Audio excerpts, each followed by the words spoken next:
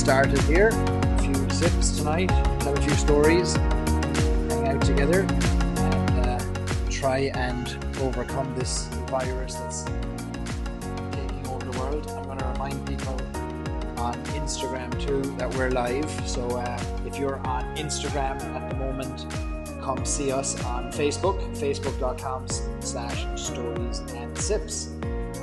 We're going to be here for the next hour or so, having a bit of crack. Here we've got a few joining us already. Fantastic. Patrick in Florida, welcome. Eric, good to see you again. Barton, good to see you both. All three of you so far. Thanks for joining. If you are just jumping in the stream, please tell us where you are and what you're drinking. I'm trying to figure out all the different cameras I've got going on here. I'm going to go live on Instagram as well for those who are there for a little bit anyway. And we'll try and bring them over to Facebook, to our live stream there. So if you're on Instagram, welcome. It's the first time doing a stream on both Facebook and Instagram. We're going to do the whole happy hour on Facebook. We'll go off Instagram shortly, but I just wanted to let people know that we are live and you're free to join us. You're welcome to join us. Let me turn down this music a little bit more. There's Greg from Ohio. Great to see you, Greg. Welcome. Chris, all the way from Iowa. As usual with your Tullamore. Fantastic. That's great. We're going to do this more regularly. This has been a joy for me to do, to meet so many of you through this stream. And I want to make sure that we keep up the momentum, because I think it's valuable to stay in touch. I think it's valuable to share some stories and to share a drink together. We'd normally be doing this on a Friday night, maybe down the pub or hanging out with friends, and we can't do that in person. So why not do it here on Facebook and Instagram instead? So hoping that more of you will join, hoping that we'll get more involved as the weeks go by. Who knows how long we're going to be quarantined and isolated, but for as long as we are, and maybe beyond it, we'll come live here from the comfort of my own home into the comfort of your own home. So thrilled that you're joining us. Got some nice drops of whiskey to taste tonight. I'm going to pour 3 of these tonight. I'll talk about them kind of as I'm pouring them. I'm going to start with the Whistler 10-year-old, but it's only just not quite it's 2 minutes to the hour. I'll wait for a few more people to join us, and then we'll kick into some of these whiskies and have a bit of a chat. So tell me, are you all isolated at home? I presume you are. Are you working from home? Are you? Has your work demanded that you come to work? I know my work is non-essential, so I don't have to go into any business or building. I can stay at home, which I'm thankful for, that I don't have to go out. So curious kind of where you're all today and this week. Julia, welcome from Fayetteville in North Carolina. And Michael Cully, all the way from Slane. You decided to stay up. Fair play to you. I know it's late in Ireland. Slane, not far from, I'm sure, the castle and the home of the great whiskey, Slane whiskey. Thanks for joining us, Michael. Delighted that you're here. Yeah, so we'll have a few drinks tonight, and we'll work through 3 Irish whiskies. I'm showing you there on Instagram. We've got Redbreast Lustau, we've got Writer's Tears Double Oak, and we've got the Whistler Single Malt 10-year-old. So we've got 1 pot still, we've got 1 blend, and 1 single malt. So 3 different styles that we're trying here tonight. So yeah, welcome everyone. Thanks for joining. Greg, you're enjoying a lovely post-green spot dram of Bua. Greg is a great supporter of Bua Irish whiskey, which launched in Ohio there last month. Barton, your safety in manufacturing, leading the charge. Good man yourself. Yeah, crazy times, really crazy times, and not sure for how long we'll be in these crazy times, but sure, look, have we got whiskey stocks in our cupboards? And if we do, we'll keep going. Connor in Dublin staying up to fight the good fight. Fair play to you. I'm pouring a drop of the Whistler here. This is the first drop of the night. Put it up here. Take these other ones down. Has anybody ever heard of the Whistler? It is not widely available in the United States yet. Curious if anybody's tried it. I know a few on Facebook today mentioned that they tried it when I said I was sharing this tonight. It's actually my first time trying it. I think I tried a sip of it in Dublin, in Whiskey Live in 2019. Matt Healy, who you might know from potstilled.com. Matt Healy works for Boan, and he shared this drop with me. So thanks, Matt. Here's Jeff joining us now from Buffalo, New York, drinking Kilbeggan single grain. Jeff, there's people in Ohio dying to get that single grain, and they can't get their hands on it. I don't think there's any Kilbeggan products in Ohio anymore. They were all taken off the shelf as the list in Ohio changes too often. All right, so we've got some folks here on Instagram as well. Thanks for joining, guys. Mr. Muldoon there, you're tempted to crack open the Middleton. I'd be very impressed if you did. No point in keeping bottles closed, and look, it could be the end of the world tomorrow, so we better keep drinking. Yeah, so this is a lovely 10-year-old single malt, very, very sherried on the nose, finished in Oloroso sherry barrels, so aged for 10 years, approximately 10 years, 9.5 years in ex-bourbon barrels, and then it is, see the colour of it there, kind of a lovely amber, honey amber colour. Then it's finished in Oloroso sherry casks, real sherry nose on it. Eric, you're signing in from Minnesota, and you're drinking the Irishman as your first pour. The Irishman's a fantastic drop of whiskey. Comes from the same people that gave us this one we're going to drink next, which is Writer's Tears Double Oak. So the same people, Mr. Bernard Walsh came out with the Irishman a few years back. Dana, welcome. Melinda Dana is on the line here. She's joining us as well. You'll be delighted to hear. You have zero liquor in the house, to be honest. We'll have to send you something, Dana. We'll get something in the post to you. Aidan, join on Instagram there. You're welcome. Yeah, everyone's joining in. That's brilliant. Jeff, you're going to be drinking your Jameson Rare Vintage, Rare's Vintage Reserve, and Dee is drinking her Redbreast 21. Michael mentions that if I enjoy this Whistler, I love the Imperial Stout finish a lot more. It's got a very strong chocolate smell. And Jessica, welcome. Hello from Las Vegas. Yeah, you're joining us from Las Vegas. Thanks a million for jumping in. Yeah, so let me take a little sip of this Whistler. I've only had a drop of it, but even then it was in the middle of 80 other drops I was having at Whiskey Live.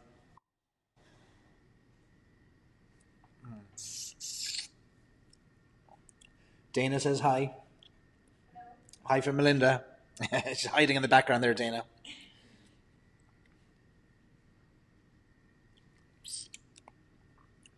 So this is 46%, which is great. I love anything that's above 40%. I wish more Irish whiskies went above 40%. It feels quite hot on the mouth first sip. So the Whistler is a sourced whiskey for Boan Distillery in County Meath, released a series of whiskies under the Whistler brand, and the Whistler is a sourced whiskey, which means they're bringing it in from another distillery while their own stock is maturing. So they have a brand new distillery that only started distilling in December last year. So it's going to be many years before we see their own stock hit the market. So sourced whiskey is kind of I suppose it's kind of controversial. Some people think that distilleries shouldn't be sourcing for anywhere else, but they have to keep the lights on while they're aging their whiskey. Otherwise, they're going to have to make vodka and gin, and nobody wants white spirits, do they? We should all be drinking brown spirits. Shane is joining us from Cleveland. Shane started drinking his whiskey at probably about 6 hours ago from the first message I got from him today, and he's still on the couch in Cleveland drinking his whiskey. Fair play to you. Jessica, you're drinking Malbec tonight. JJ Quigley joining from Toronto. Rick Green, yeah, you're allowed to listen if you're drinking a Malbec. Rick is trying to go to Ireland on a great tour of Ireland, which I hope you get to do, but it may be in jeopardy, I know, with the current situation. But fingers crossed, Rick, that you get to Ireland. We had a great chat about the itinerary you were going to follow. Dane is drinking a Chardonnay. Lads, this isn't wine hour at all now. This is Irish whiskey hour. We're supposed to be drinking Irish whiskey. We'll have to start a separate one for the wine drinkers. Oh, Connor's joining us with a Whistler 7-year-old cask strength. Fantastic. 60% almost, 59%. And Shane's been drinking a Power single cask all day long. How bad? There's worse days to be having. Yeah, so the Whistler is really interesting. It's I don't know if it's on this bottle, but they have this unusual phrase about whistling your way through life. Sit and whistle a while, The Boan distillery is really interesting. I think it's they're going to do some good things. You don't see many of them in the United States yet. That might change, but there's a 7-year-old, there's a 10-year-old, there's an Imperial Stout finished Whistler. So a lot of, I think there's 3 different whiskies in their range at the moment. Matt Healy, who's part of this group, who works for Boan, might join in. He runs potstill.com, and if anyone's got any questions about Boan and the Whistler, feel free to annoy Matt Healy on our group. So there's quite a few of you, it looks like, are trying to get to Ireland, and your trips are in jeopardy, which isn't good news at all. Stephen joined. Steve, how are you doing? You're on Jameson Cold Brew. Fantastic. Steve first introduced me to Jameson Cold Brew probably 4 or 5 months ago, sitting in his office at 9 o'clock in the morning, and introduced me to cold brew. Has anybody tried the Jameson Cold Brew? I know there's a lot of talk about it online at the moment. I love it actually chilled, straight out of the fridge. Dave, it's on the Jameson Gold Reserve. There's no more Jameson Gold being made, unfortunately, is there? A lot of people love that Jameson Gold and those Virgin American oak casks. There's John Fleming as well in Killarney. John, you're up late. A lot of you up late.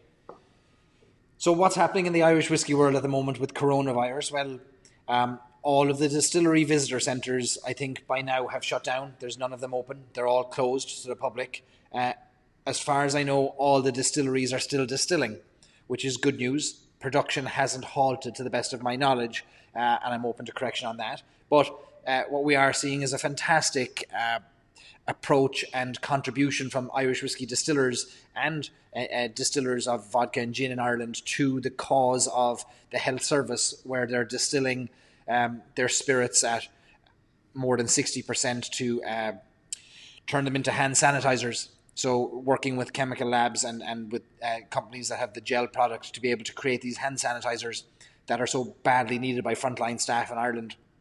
So that's a fantastic use of the distillery when times are tough. It's a bit like wartime efforts to tool up factories for munitions. Now we're tooling up distilleries for hand sanitizer production, which is really interesting to see. And every day now there's more and more doing it. I saw Jameson, Irish distillers, Pernod Ricard, they started it. They were the first ones to mention that they were using their stills for that purpose. And then we saw, who else did we see? Dingle are doing it. Connacht Whiskey Company are doing it. Lustau Distillery are doing it. So quite a few are distilling for hand sanitizer, which is great to see. Chris Hennessy has joined us from Kilkenny. Great to see you, Chris. Chris is drinking Tullamore Dew red wine cask from the distillery. What Chris doesn't know about whiskey is not worth knowing, and the stock he gets his hands on. Anything I need to know anything about whiskey, I'll ask Chris, because he knows how many days, weeks and months whiskey spent in a barrel, and whether it was on the second shelf or the third shelf. He knows exactly where everything was in every distillery and every warehouse. How are you, Joe? Joe Moore joining us. Joe is a great whiskey ambassador from the Loop in Dublin Airport. You're taking your time drinking a glass of Method and Madness single pot still finished in French chestnut. That is my favourite of the Method and Madness single pot still whiskies. If you haven't yet tried Method and Madness single pot still, it's an incredible new approach. So Method and Madness isn't a brand that's hugely available in the United States. I know the goal is to change that, to have more of it widely available, but it is mostly produced in small batches. So you've got 3 distilleries on one site in Middleton in County Cork. You've got the old Middleton distillery that doesn't distill anymore. It's a silent distillery, but the stills are still there, but they've been decommissioned. You've got the new Middleton distillery that was first started making new make spirit in 1975, and then you've got a micro distillery that was opened a few years ago that produces Method and Madness range of whiskies and gin. And the idea behind Method and Madness is that you're pairing old, experienced masters and makers from the Middleton distillery, the Method, with the new apprentices and junior staff members who are joining the company. In other words, the Madness. So the Method and the Madness are working together to find new approaches to wood management, new approaches to distillation, new approaches to blending, and they're trying new things in small batches, experimental series that may see the light of day further down the line. But it's incredible to see what can be done you've got this almost 200-year-old site where distilling has been in process since 1825, and yet there's still innovation happening with this micro distillery, which is great to see. So Greg said that Colleen has tried the cold brew, thinks it would be a better mixer than on its own, but she prefers Black Barrel and Caskmate Stout. Let me see, what else have we got here on the nothing else on the cold brew there. Yeah, so this Whistler is nice. I'm not a huge single malt fan generally. I have a weak spot though for the Bushmills 21-year-old. I could drink that all day. So if you're joining us on Instagram, we're over on Facebook Live as well. We're doing a live stream there. And lots of great whiskey fans have joined us. 42 of you here drinking with me, which is fantastic on a Friday night. So for those of you who are on the line now, tell me in the comments, where would you be drinking if you weren't drinking at home tonight? Is there a pub that's your favourite pub? Is there an event that would take place every Friday night for you that you'd go out to?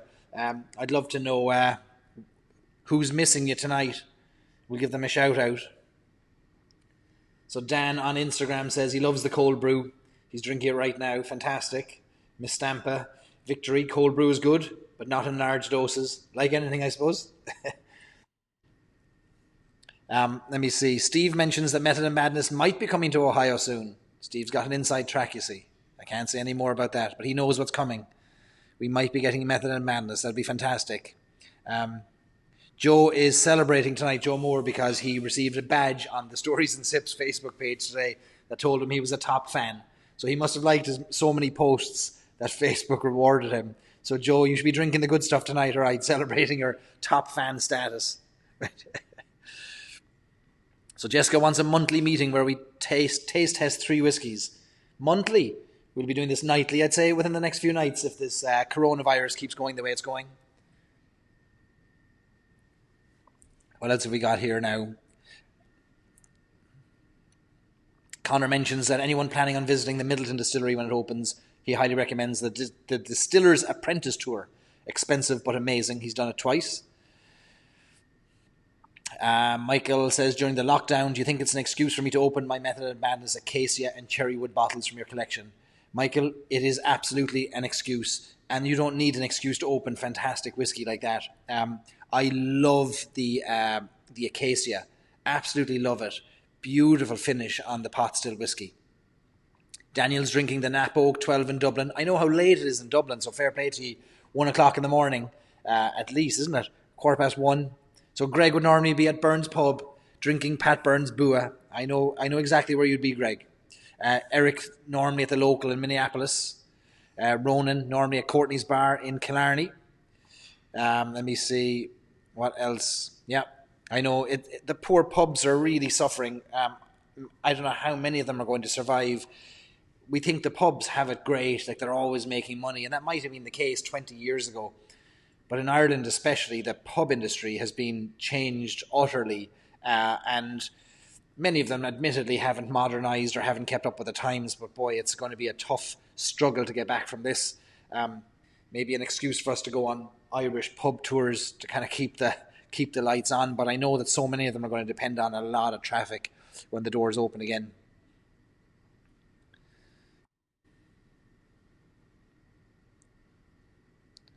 So John reckons that if we weren't shut in, he'd have friends here at his home pub, or I'd be at their house. Yeah, John, didn't you share a picture of your home pub on the Facebook group, which was amazing? John Fleming's normally hanging out at Charlie Foley's in Killarney. They have a great range. And Jessica will be at McMullen's in Las Vegas. There's an amazing range of locations that you're all at here. So what else are we drinking tonight? So this is the Whistler that I'm having right now. I like it. It's not bad. I'm not a single malt fan, and it's very sherried. And I'm normally a fan of sherry, but it's not complex enough to hold the sherry for me.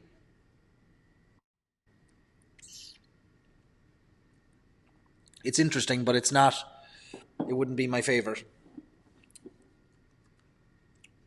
But not bad for a 10-year-old, and again, nice that they've gone to 46%. So has anybody ever, for those of you who've joined on Instagram and on Facebook Live, have you ever tried the Whistler? Have you ever seen the Whistler? I'm not sure if they'll keep making the Whistler themselves or if they'll release their own line that's different to the Whistler, whether this is just their source line. I'm not too sure. Chris would normally be in the Angry Irishman or G.I. Jills. Jeff would be at the Brockway pub in Carmel, Indiana. Great Scotch eggs. Barton mentions that Kilbeggan limited release. He's drinking Kilbeggan limited release with the oats and the mash bills. That's the pot still. So Kilbeggan now the last 2 years have come out with a small batch from the Kilbeggan distillery. So the Kilbeggan distillery is owned by Beam Suntory, and they have very limited production capabilities, but it is technically the oldest continuously licensed distillery in the world. I know Bushmills claims that, but the truth is that Kilbeggan has been distilling in the same site, in practically the same buildings since the 1700s. And it wasn't until the 1800s that Bushmills landed in their new site, or their existing site today. Got a bit of dust here in my whiskey. So yeah, Kilbeggan has been releasing one new whiskey every year from the small production facilities that they have in Kilbeggan. And last year was a small batch rye. And then this year was a small batch single pot still, which contained oats. And oats are a very rare ingredient in mash bills in Ireland. They're typically, they were historically part of the mash bill, but they're not typically found in Irish whiskey today. But we're seeing some of that coming back. Drumshanbo has a pot still whiskey with oats, and now Kilbeggan has theirs as well. It gives a more creamy mouthfeel to the whiskey.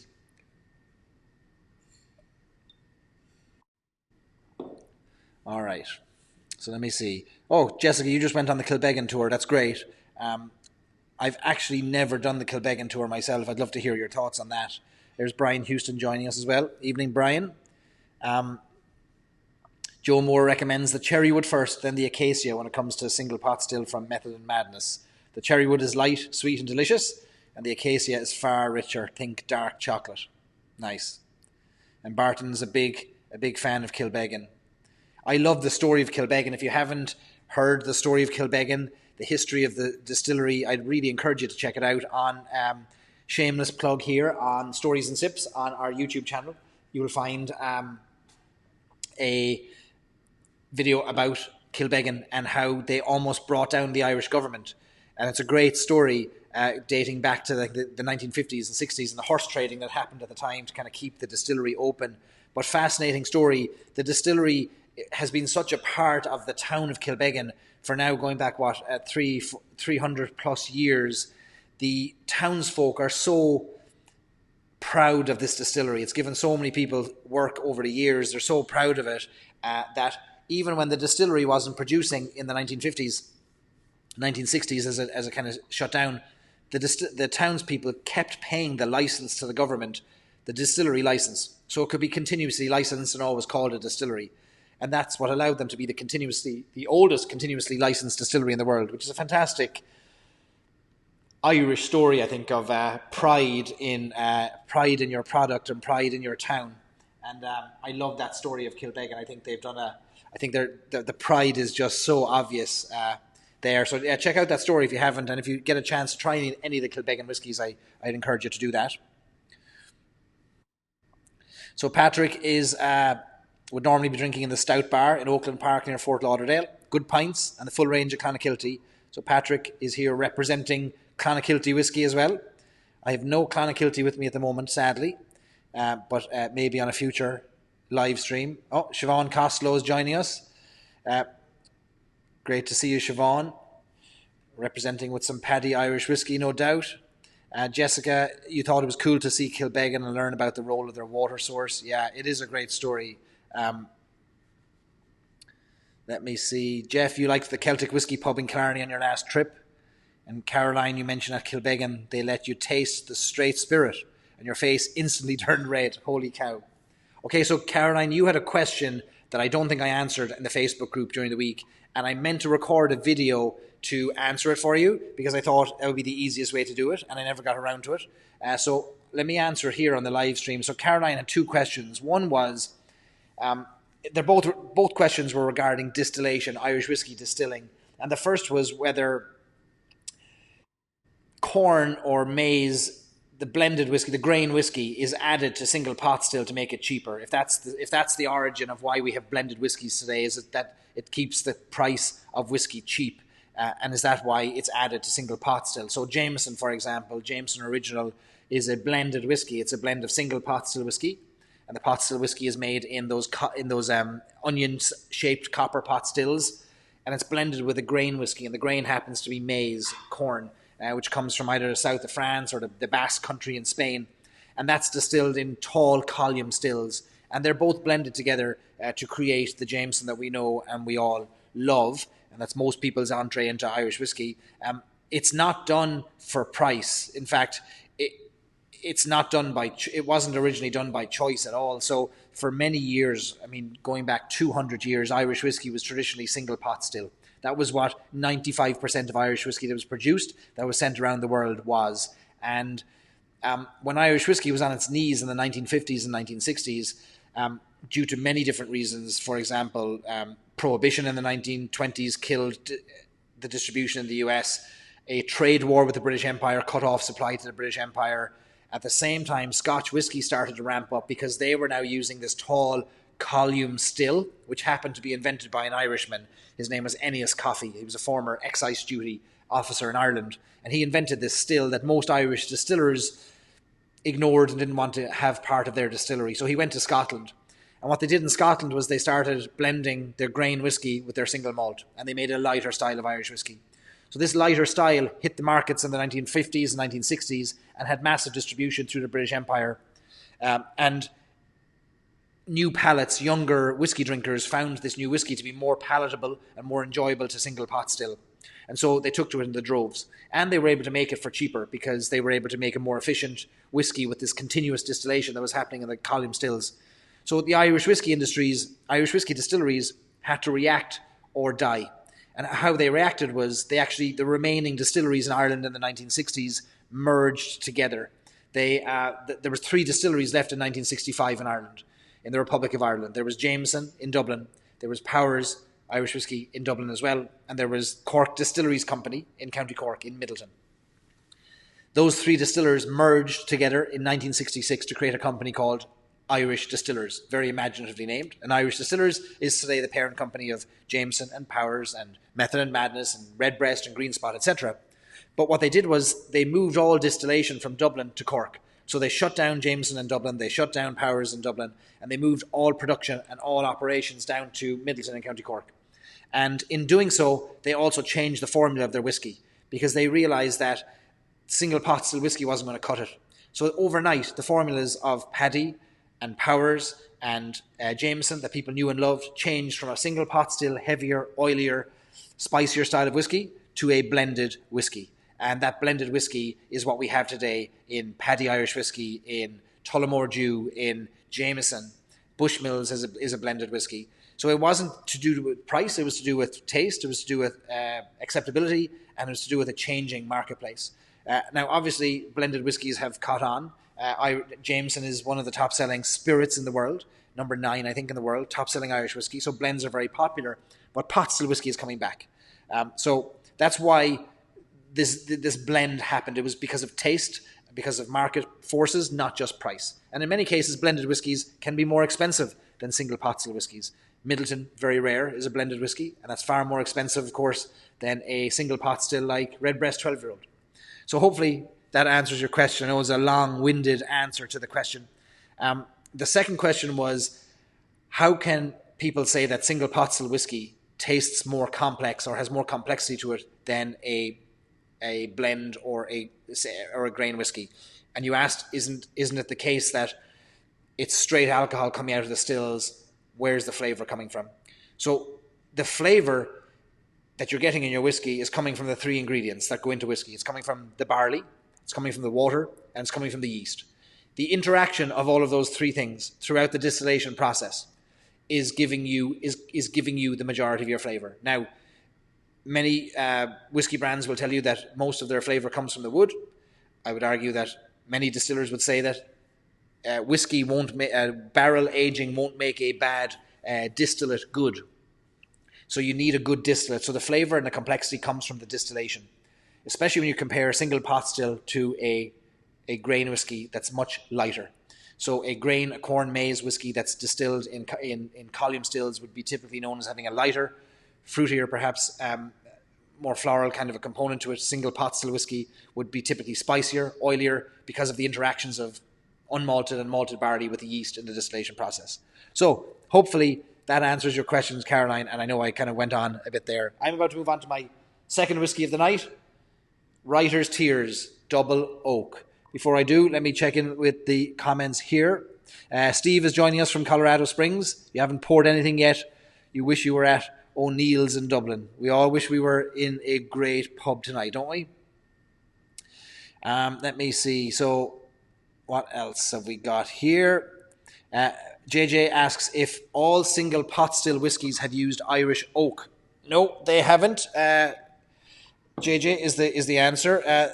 There would have been some Irish oak used historically, not a lot, not in Irish whiskey.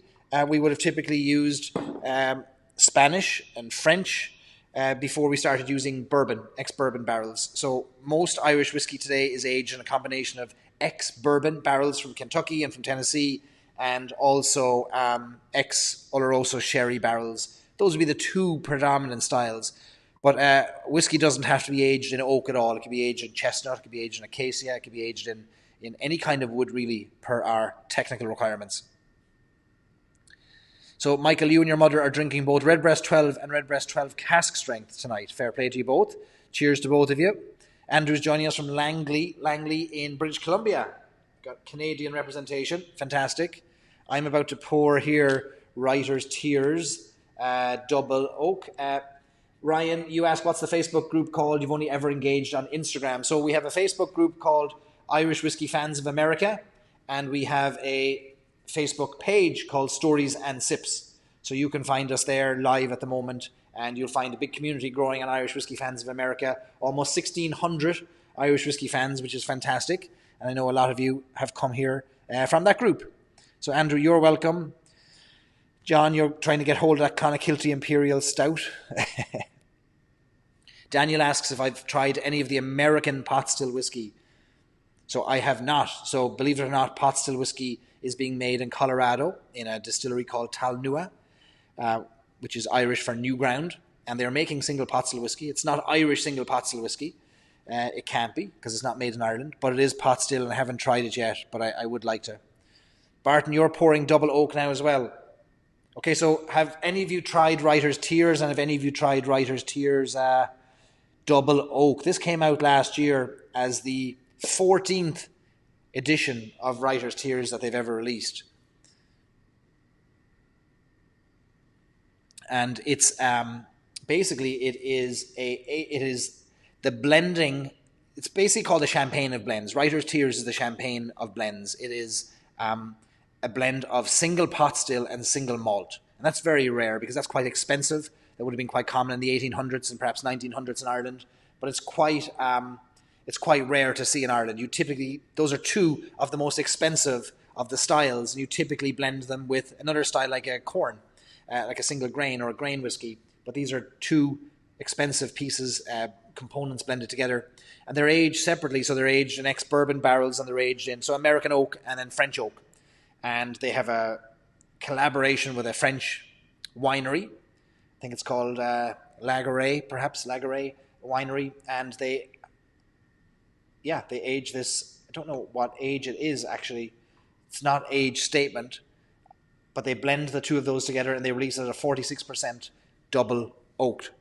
It's very light on the nose, actually. Very, very light. A little hint of sweetness that might be coming from the French wine.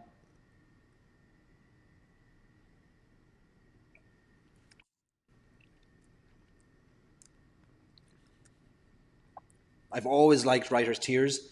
I've always enjoyed their releases. I think Bernard Walsh has done incredible things to grow Irish whiskey.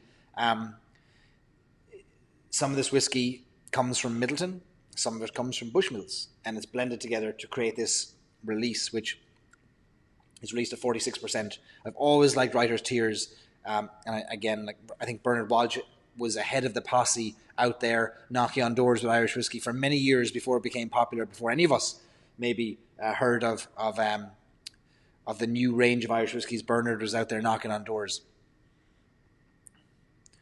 Let me see.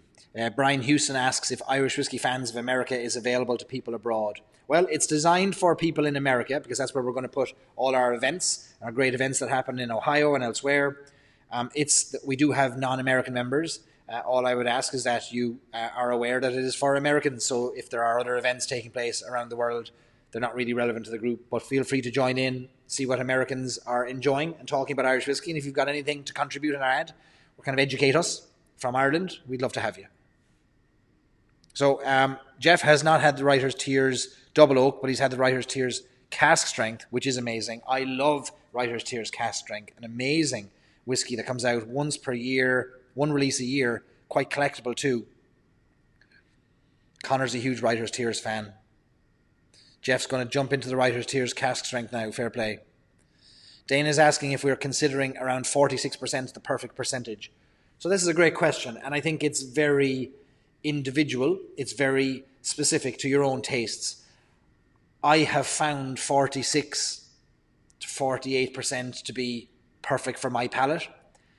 I only occasionally add water to whiskey, and 46% for me has been perfect neat. Now others might say, well, no, I like 40 to be best.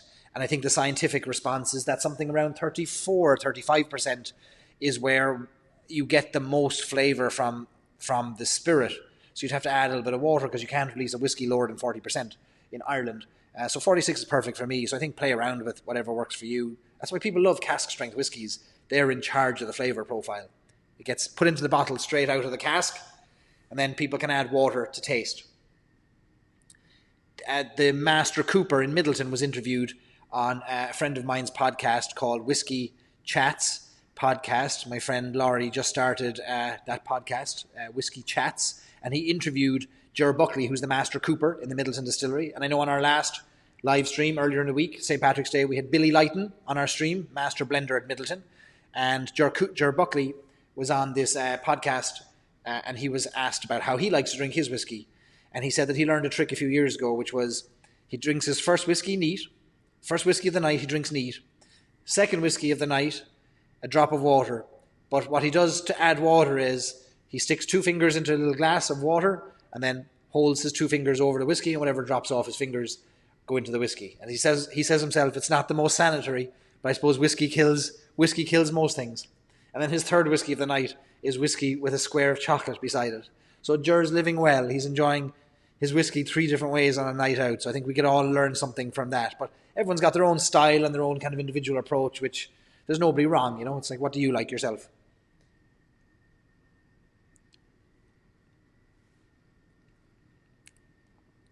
Yeah, so there's a great point here. Barton says that at 46%, you don't have to chill filter whiskey. So for those of you not familiar with chill filtering,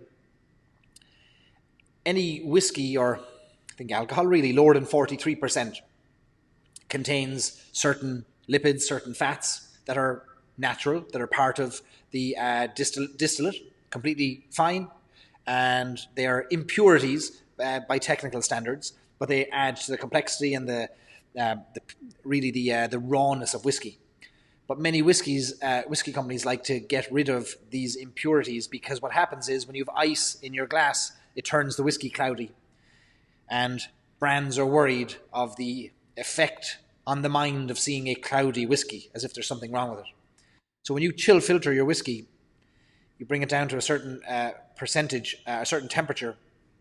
When you're filtering it, it eliminates these lipids, these fats, and you don't have these impurities. You don't have to do it for whiskies above 43%. So when you see a whiskey that's 46%, it won't be chill filtered at all. There's no need for it. Those lipids and those fats are eliminated at that percentage. So that's an interesting element to whiskey. Some bottles will say if it's non-chill filtered.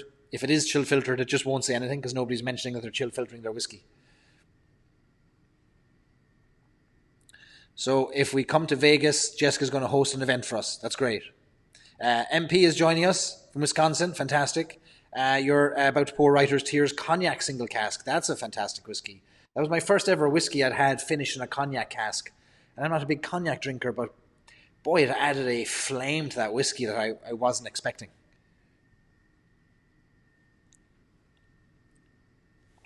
Do you know what we've not done yet? We haven't played any sound effects. I need to play an applause. For those of you who joined on the St. Patrick's Day stream, every time somebody opened a great bottle of whiskey, we did a little celebration, a little one of these. Right, so we're going to end our stream on Instagram now. So if you're on Instagram, head over to facebook.com/storiesandsips. We're going to continue the crack over there, open a bottle of whiskey, pour something into a glass and join us. We'll go back on Instagram again soon, but ending the stream here. Thanks for joining us, folks. That's the end of that one. All right. All right, so let me see. There was another question in here. Jessica asked earlier in the Facebook group, but any thoughts on silky Irish whiskey? I don't know anything about silky Irish whiskey at all, Jessica. I've not tried it yet. I know it's a sourced whiskey. That's about all I know. But I'm not familiar with it. So I can't give any advice on that. If anyone else in the group has tried silky, please jump in. Ryan is joining us from Lubbock in Texas with a Jameson Black Barrel. Welcome, Ryan. Great to have you. Jeff reckons that chill filtering is the devil. You see, this is the controversial aspect of Irish whiskey. John wants to know if I have any recommendations to develop a palate. Feel like you can taste a lot of the nuances and notes but can't quite identify or describe them well. John, what a great question. It's something I think we're all developing, sip by sip is developing the palate. I don't have any specific recommendations for how to develop beyond taste, try. I know wine tasters have shared with me that how they recognize flavor profiles in wine is that they taste and drink everything they can in the world. Crisps, fruits, vegetables, they sit down and they try everything. Even if they've never had it before, they sit down and they try something and they try and remember what smells, what flavors, what textures, what sticks in their mind when they have it. And they're pulling on those kind of memories when they're tasting their whiskies or their wines. So I know there's a guy in Ireland that I'm going to try and get on an episode of Stories and Sips on a podcast to talk about tasting and talk about nosing and how we can help us understand maybe some of the nuances and how we can be better at it, because he's got the best nose in Ireland. I'm not going to share who he is yet. He's a very private person. He might even go under an anonymous name on the podcast, but we'll try and bring him in if we can. Oh yeah, MP, you're in Minnesota, not Wisconsin. Why do I think you're still in Wisconsin? Or you're in Wisconsin? I must have that mixed up. Yeah, Minnesota, that's where you are. Let me see. Brian asks, given how important oils are to many pot stills, would you ever recommend ice or chill filtration?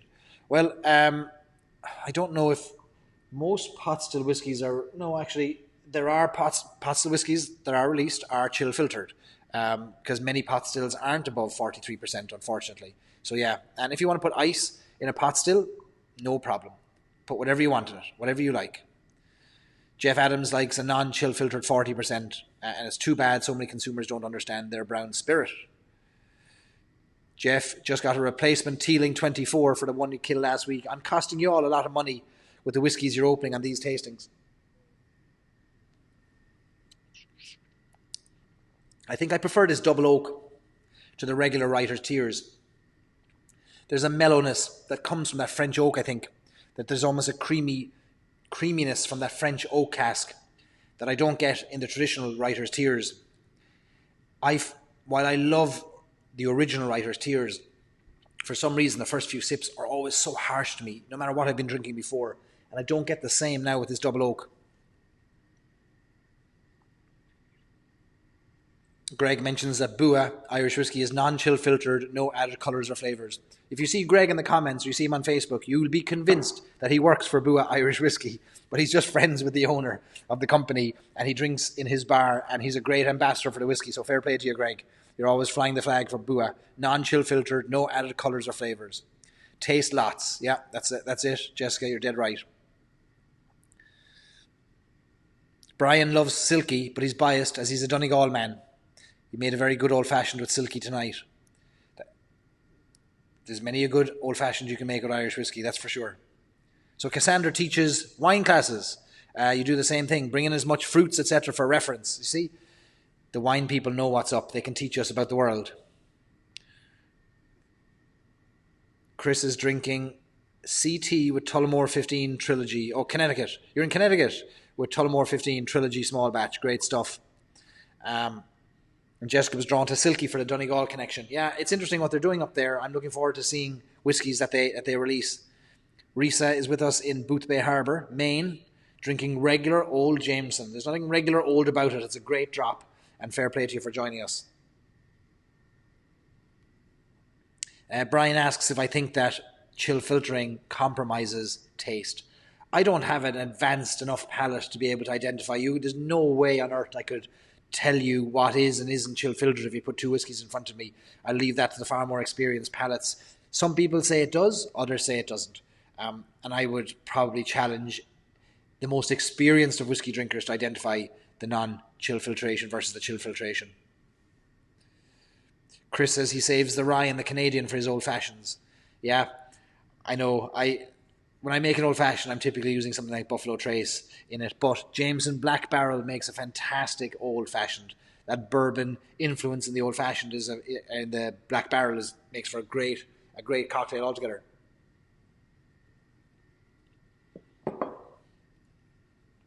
So that's the Writer's Tears Double Oak. Next one we're going to move on to now in a minute is the Redbreast Lustau. Lots of Redbreast fans in the house. I know. Why wouldn't you be? Isn't it one of the greatest whiskies that we have the pleasure of drinking? I grew up 12 miles from the Middleton distillery. So I grew up with this in my blood through osmosis or through diffusion in the air. If I stepped outside of my house, I was clearly getting some of the great Middleton whiskies into my bloodstream. So Redbreast is up there with one of my favourite brands of all time. Absolutely love what comes out of Redbreast. So Cassandra has just cracked her first bottling of Teeling Single Pot Still. That's it, yeah. The Teeling Single Pot Still, for those of you who haven't heard of it or haven't tried it. So Teeling is a relatively new distillery in the city centre in the Liberties area of Dublin, and they opened in 2015 to the best of my knowledge. I know they started construction around 2012, and Teeling released the first new whiskey in Dublin in about 50 years when they released their Single Pot Still release back in end of 2018. A young whiskey, barely 3 years old, but legal, old enough to be called Irish whiskey. A young whiskey could do with some more time in the barrel, and the beauty of this Single Pot Still is that it has had more time in the barrel because they've released a second batch and now a third batch. I think now it's a continuous line item or continuous item in their lineup of whiskies, Single Pot Still. So I will admit that I'm yet to familiarise myself fully with the Teeling range, and I find it tough to keep up with them because I think there's about 67 different whiskies that they've released. They're all sourced except for the Single Pot Still. Every one of their whiskies is sourced either from their father's distillery before them, Cooley, or from Bushmills, or from even the Great Northern Distillery. So I have trouble getting my head around all of them right now, and I'm enjoying getting my head around everything in Middleton still. So I think I have some way to go yet. But the beauty of it is that when I'm done with one thing, there's more waiting in the background. Eric, hello from Southern California. Welcome. You're on lockdown. Don't leave the house or you'll be arrested. I hope you're keeping yourself busy. Let me see what Jessica recommends. Copper and Thief, red blend. And Shane says he was done and he was on to his Barry's tea for the night, but I peer pressured him into grabbing a Tully single malt 14-year-old because it felt like the right thing to do. Nobody can blame me for pressuring anybody. All I'm doing is opening a few bottles here and having a bit of crack, telling a few stories, and you're doing your own thing. That's what you're doing. I am not to blame. But you can thank me if you enjoy it. Wash out this glass. A bit of water. So Connor reckons that the Redbreast Lustau that I'm going to start drinking now is better than the 12-year-old. That is controversial. So when I interviewed Billy Lighton, the master blender, and Dave McCabe, the assistant blender, at the launch of the Redbreast small batch in Boston, last year. I put them both on the spot, and you can see the video on my YouTube channel. It's all about the Redbreast small batch. And I asked Dave what's his favourite Redbreast or his favourite whiskey. In fact, his favourite whiskey. And he said Redbreast 21. And I asked Billy, and Billy Lighton has been with Irish distillers for 40 years. He's had his hand in hundreds of whiskies that have come through Middleton. And he said that his favourite whiskey that he's ever had and that he's most proud of and that he connects with the most is Redbreast Lustau. So when you're drinking Redbreast Lustau, you're in the company of whiskey royalty. It's Billy Lighton's favourite Redbreast, which is great news. Jessica agrees with that. Ed also agrees. Barton's matching with Lustau as well. That's fantastic. So I think there's 2 or 3 of you saw my post earlier about the whiskies I'm drinking tonight, and you've gone head-to-head with me. As I open one, you're opening one. That's an unexpected twist to this tasting and kind of hangout that we're doing here. Brian has the Brian Houston. You've got the second batch of Teeling's pot still unopened. Very impressed by the first batch. Tried it in Paris. Yeah, I was somewhat impressed with the first batch myself. I struggled to fully enjoy it because it was so young. I felt it needed a couple more years. I know that folks who've tried the more recent releases have said that it has come along a long way, which is good to hear because I'm excited for what they're doing, and I'm a big supporter of Teeling, and they're doing great things for Dublin. So hopefully, I'd like to see the whiskey stacking up to the kind of the hype, you know.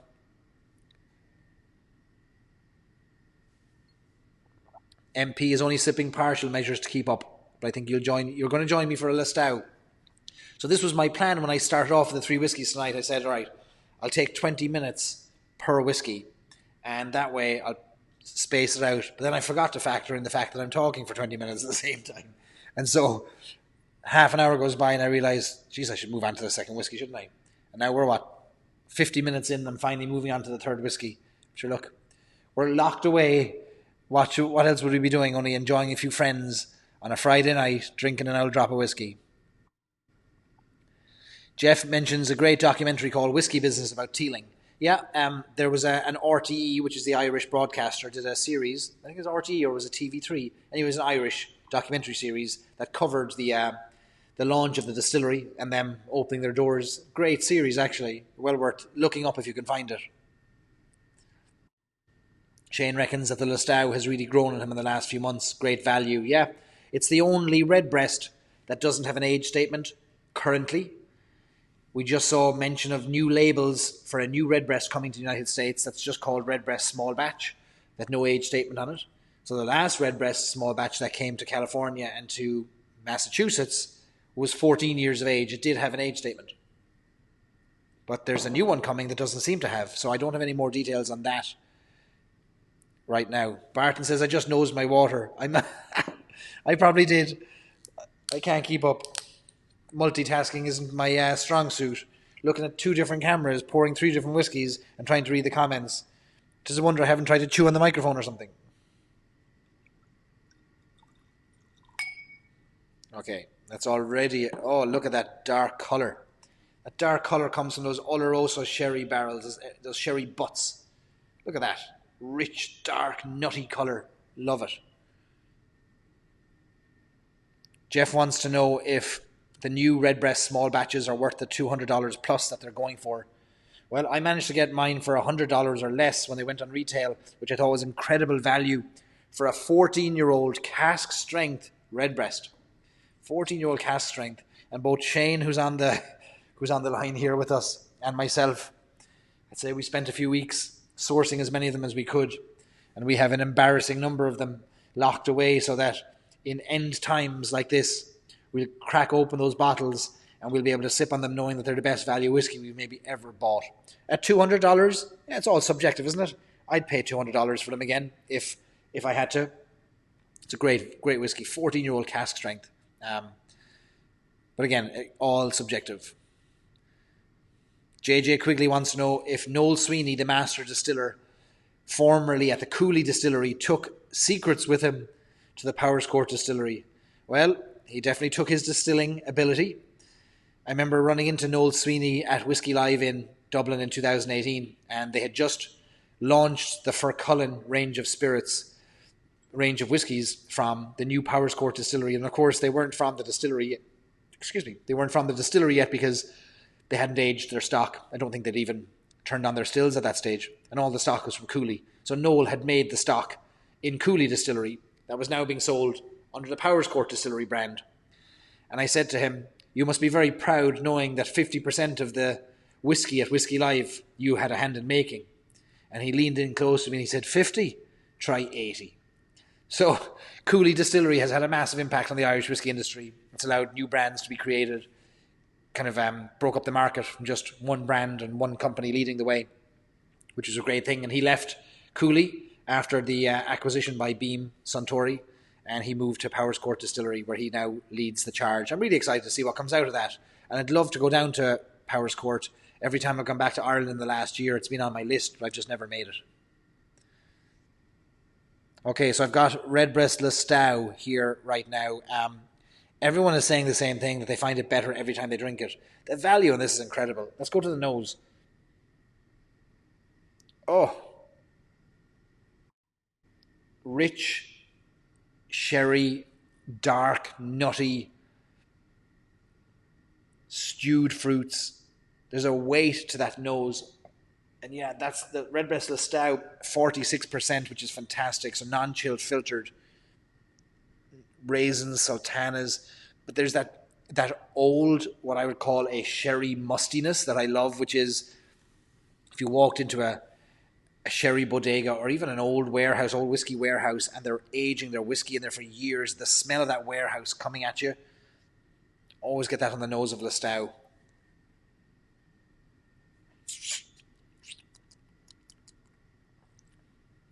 And then on the palate, instant, front of the palate, front of the tongue, strong, Oloroso sherry, nutty, sweetness, medium kind of a length to it. Again, creamy, sultanas, raisins. It's a great whiskey for the price.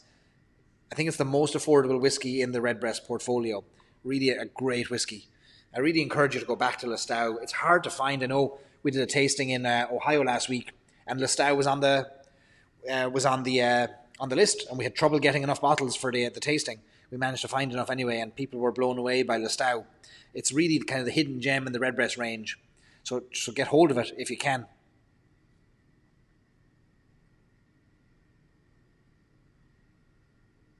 Yeah, Lustau is a great, really enjoyable whiskey. This is now. I'm going to sip on this now the rest of the night. So why is it called Redbreast Lustau? So Lustau, Bodega's Lustau, is the bodega, the sherry bodega in Jerez in Spain, southwest Spain, where all sherry is produced in that area, in the Jerez region of Spain. And Lustau itself, the Bodega Lustau, has a really rich history of collaboration with Midleton. And we've been getting barrels from Midleton has been bringing those barrels from Bodegas Lustau over for many, many years. And they've built up an amazing relationship and a fantastic collaboration. And in honor of that collaboration, Billy Lighton and the folks at Lustau kind of collaborated and partnered on creating this. It was really Midleton's hat tip to the guys at Bodegas Lustau who've been making their barrels the same way for hundreds of years and are relied upon for giving us such great sherry barrels into Ireland, which is fantastic. So it's a lovely hat tip, and I love when a brand recognises their partnerships and their collaboration, which is great. Brian mentions that Lustau is his favourite bodega. Yeah, I did a vertical tasting of all of the Redbreasts last year in Ohio, from Lustau all the way up to 21. And we included some Oloroso sherry from the Bodegas Lustau as a comparison. And it really is an incredible Oloroso sherry. And to nose that sherry straight from the bottle and then compare it to the nose you're getting from these sherry-aged pot still whiskies, I think is fantastic. Michael's asking if there are any other whiskies I'm going to taste next. I don't think there. I think I'm going to stick with the Lustau. I have something on standby here that I'm probably not going to get to it, which you never know, which is the Jameson 18-year-old. It's not the cask strength, it's the original, the regular 18-year-old. But the reason it's here is because I'm using its home as a shelf so that you can see the whiskey I'm drinking more than anything else. Anybody got any questions on single pot still or Redbreast or Lustau, or anyone get any thoughts on Lustau? Love this whiskey. I could just smell it all day long too.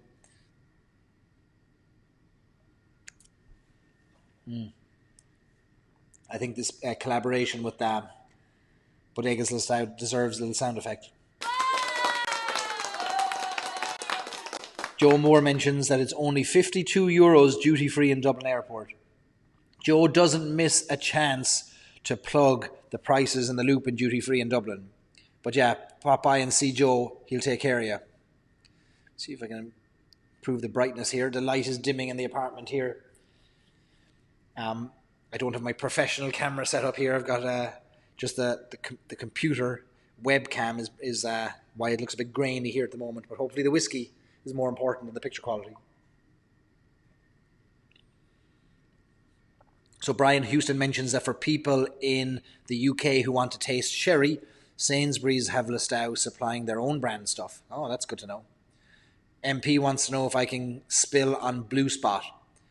I have nothing to spill. I wish I had news. Blue Spot is this rumoured release from the Middleton distillery which would complete the set of Spot whiskies. We've got green, yellow and red. Apparently blue is the original five-year-old whiskey back in the day. Pot still whiskey back in the, I think, mid-1800s to late 1800s that's disappeared. I don't have any news on that. Joe Moore might know more than I would on that. And Barton says that I'm absolutely right. The more you go back to it, the more it grows on you. It really does. It's a beautiful whiskey for the price. And it seems, to me, it's a little bit more mellow than a 12-year-old. It hasn't spent, even though it hasn't spent as long in barrels, it is, we think, a 9 to 10-year-old whiskey. There's no age statement on it. And I love Billy Lighton's comment on our last stream about their habit of releasing whiskies in multiples of 3. 12-year-old, 15-year-old, 21-year-old, and now 27-year-old. I can't imagine them releasing a permanent edition older than 27-year-old, but that's great to see. Shane is asking Joe about the Silent Distillery Series price. Joe, you can jump in and answer that all day long. Jeff asks where in California I'm hunkered down. Jeff, I'm in San Diego in California, hunkered down right now on lockdown, although I did manage to escape earlier this afternoon and go to the beach for a long walk, keeping my social distance, of course. But yeah, we're on lockdown here. No end in sight. Could be months, who knows? This scourge of a disease or virus that you see up there in the corner of my screen, that this is a no coronavirus zone, hopefully. We want to maintain that way. So we're going to keep having these little tastings. But yeah, lockdown here in Southern California. Let me see.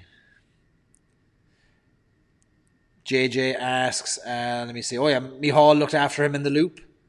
Nice guy. Mihal's a great man. Know Mihal well. And who's keeping me on track? Somebody says it's good that they're keeping me on track here. Yeah, you'd need to. I go off the script very quickly. Love this Redbreast.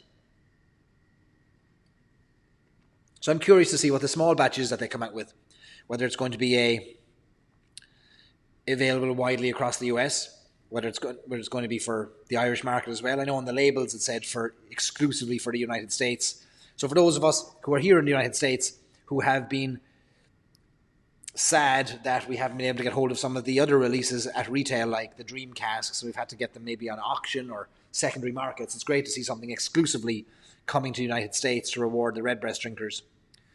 Let me see if I turn on a light here, folks. Bear with me for 1 second. I'll see if I get a better quality of picture.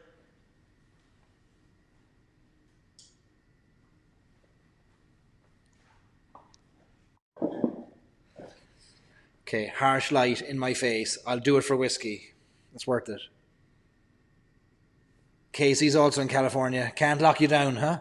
You left the house for the first time all week today. Had to take the dog to the vet. Yeah, look, crazy times altogether. I mean, who ever thought pubs would be closed, bars would be closed all over the world?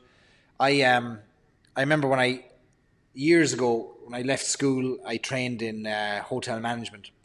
I remember my dad telling me at the time, he said, you'll have a job for life. You'll never be out of a job if you work in hospitality. There's always bars, restaurants and hotels. And I've maintained that position. I've shared that story so many times.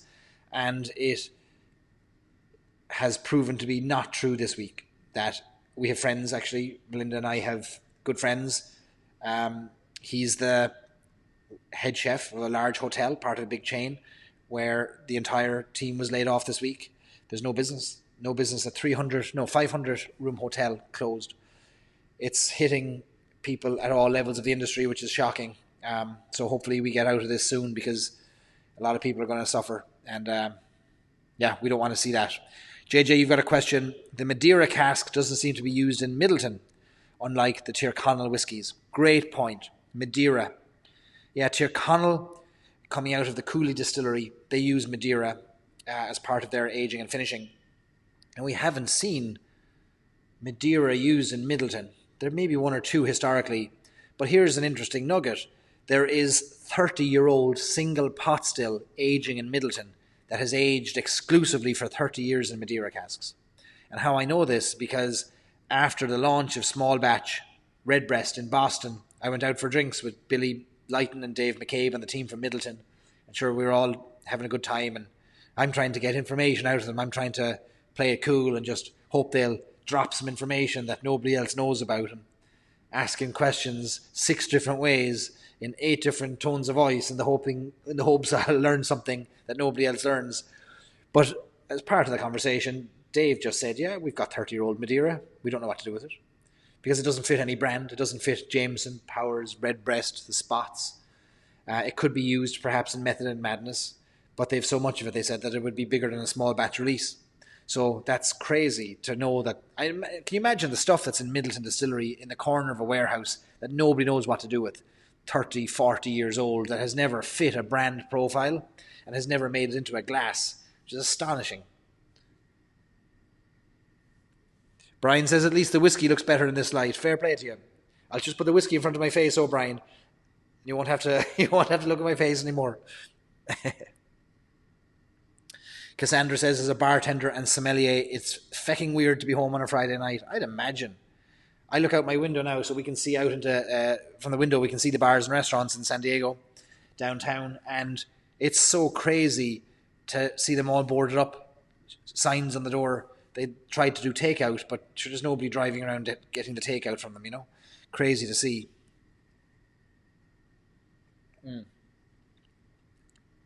This Lustau is beautiful. Beautiful stuff. Let me see. Jeff says the area you vacation in every couple of years is San Diego, usually based out of Carlsbad. On your 2018 trip, you spent a day hitting numerous keg and bottles and BevMo locations. Carlsbad's a great spot. I used to live in Carlsbad, 2012 to 2014. I lived in Carlsbad, loved it, and it's one of the reasons we come back out here is because from Ohio, we love Southern California. Love the climate and love kind of the way of life. MP asks, are any of the Redbreast all sherries sold out in the shops or pubs like Sonny Malloy's, Palace Bar, Friend at Hand? Okay, so for those of you who aren't familiar with Redbreast's single cask releases in Ireland, there are a number of Redbreast single casks, which just basically means one barrel of Redbreast. It's typically one sherry barrel that has been aging for normally 16 to, let's say, 23, 24 years. Actually 25 years. And it's released in bottles, so there might be 200-300 bottles ever released. Sonny Malloy's is a pub in Galway that has a single cask. The Palace Bar has a single cask in Dublin. And Friend at Hand, a whiskey bar in Belfast, has a single cask. Those were all released actually in the last 12 months, 18 months. And MP wants to know if any of them are sold out. I believe that Sonny Malloy's is down to their last 24 bottles. And the Palace Bar is down to, I don't know if Palace Bar is still selling stock or just using it for their own over-the-counter, measure-by-measure sales. So I'm not sure. Jeff says that he's wondering if next year's Dream Cask could be Madeira. It'd be interesting. You see, all these whiskies, all these pot still whiskies have what's called a profile, and it has to fit a profile of being a Redbreast in order to be called a Dream Cask even. Like, there has to be something about it. Even the Redbreast 27 is heavy Oloroso sherry. Yes, they've added the port, but it's distinctively a Redbreast from its profile. So curious to see if Madeira would be added. Of course, it could be. I mean, they have the stock, so it could be added, but it wouldn't be a single cask, I'd say, because that's pot still whiskey just in Madeira. It wouldn't have been in Oloroso sherry, and it wouldn't have been an ex-bourbon like all the other Redbreasts are typically, except for the all sherry casks. Shane mentions the one I forgot, La Maison du Whisky, French wine shop. La Maison du Whisky have their own bottling as well.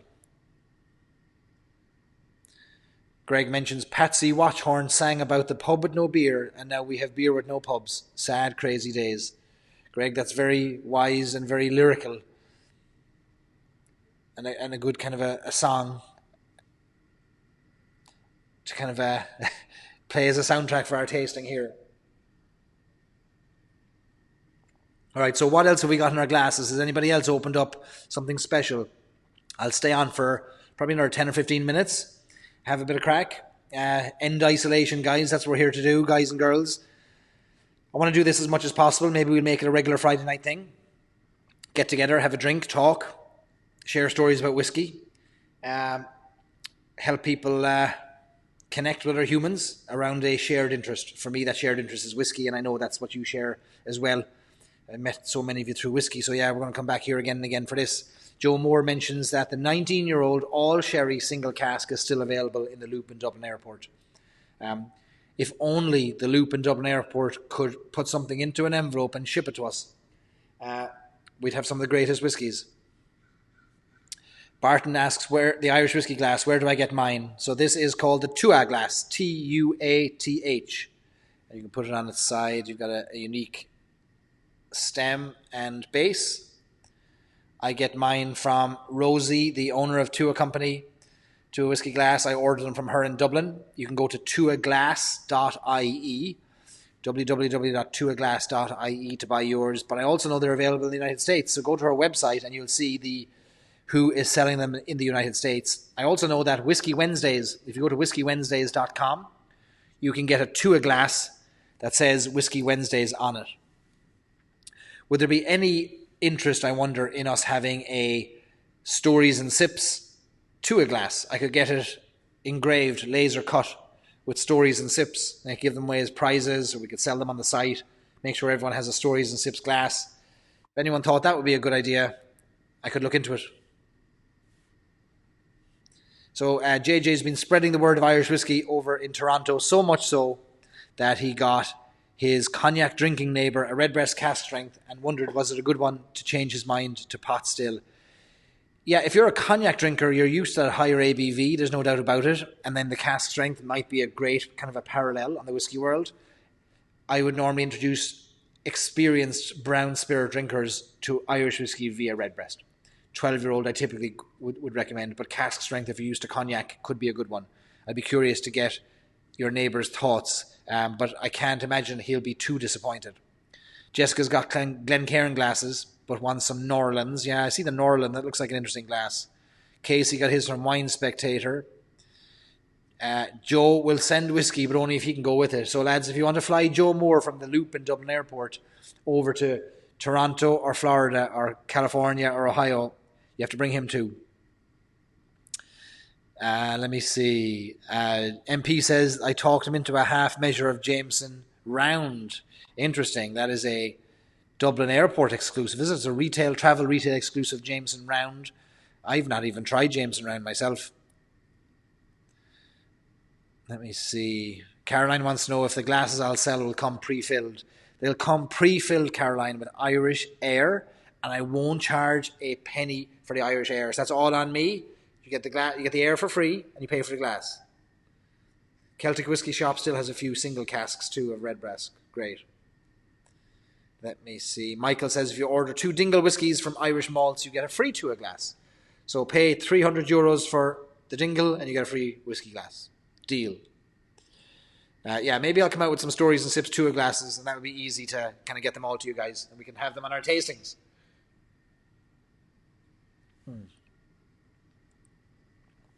Connor says, yeah, Stories and Sips Tua glass, 100% count them in. I talked to Rosie about it last year, about seeing if I could get some of them. It's a hard thing. I've got to order a minimum number. So what I might do is check what the minimum quantity is, get back to you, and see if anyone's interested in ordering some. I'd love to have some myself, and we can give them away as samples or kind of just giveaways, and sell them. Just break even on them just so more people can get them in their hands, you know. The Kilbeggan tour comes with a glass, says Jessica. That's nice. Barton says, thanks so much for this. It's exactly what he needed. And Casey has the gold lipped to a glass. Casey's fancy. Casey's like royalty with his to a glass with gold lips on it. Yeah, I have one of those somewhere. I have a copper one from Roe & Co. in Dublin. Still nosing. You could nose this Lustau all night long and you'd be happy.